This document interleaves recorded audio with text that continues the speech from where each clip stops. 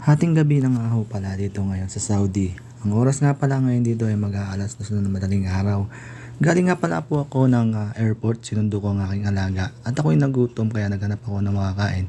Meron nga pala kami ng kubos at mayonnaise at nagtimpla nga rin po pala ako ng kape dahil ito ang masarap i-partner sa kubos. Ang kubos nga ho pala sa mga hindi nakakaalam, ito po ay isang uri ng tinapay. At kung isa kang OFW, lalong lalo na dito sa Middle East, ay alam mo na kung anong uring tinapay ito. Nilagyan ko nga pala yan ng palaman na mayo na may tuna. Itong tinapay na nga pala na ito ay depende sa iyo kung anong gusto mong ipalaman dito. Pwede mo siyang ipalaman sa peanut butter. Pwede mo rin siyang kainin kahit wala siyang palaman. Sa isang piraso nga po pala nitong tinapay na ito sigurado naman talagang mabubusog ka na sa laki po nito Humati nga rin po pala ako sa isang piraso at ito yung aking isasawsaw sa kape. Napakasarap din po isawsaw nito sa kape, lalong lalo na mainit ang iyong kape.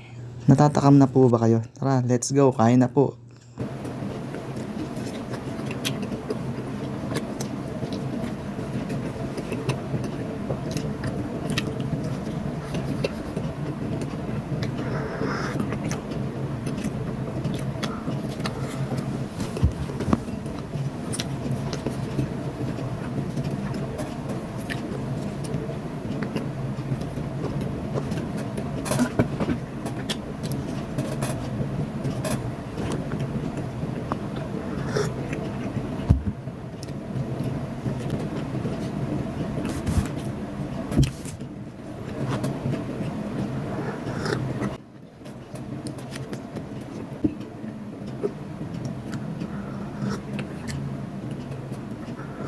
Maraming salamat nga po pala sa panonood. Hanggang dito na lang po ang aking video. Thanks, bye!